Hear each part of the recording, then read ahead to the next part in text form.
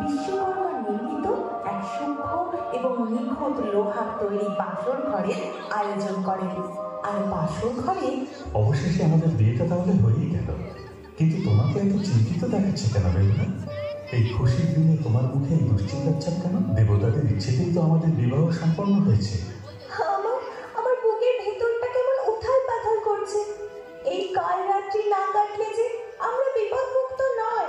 ও তুমি কোনো চিন্তা করো না, পিতা আমাদের জন্য এই নিখুঁত বাসর ঘরের আয়োজন করেছেন। এখানে আমাদের কোনো বিপদ হবে না। চলো এখন ঘুমিয়ে পড়ো। তারপর রাত গভীর হতেই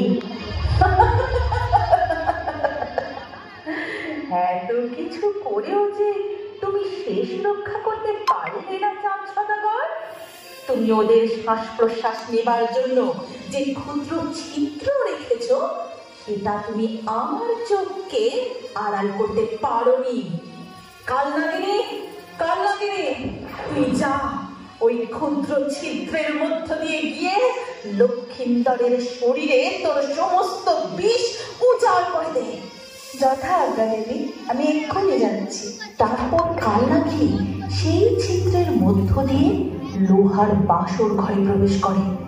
তারপর ঘুমিয়ে থাকা লক্ষিন্দরের পায়ে ছোবল বসায়। চলে যাচ্ছে, চলে যাচ্ছে। সব কিনেছি আমায়।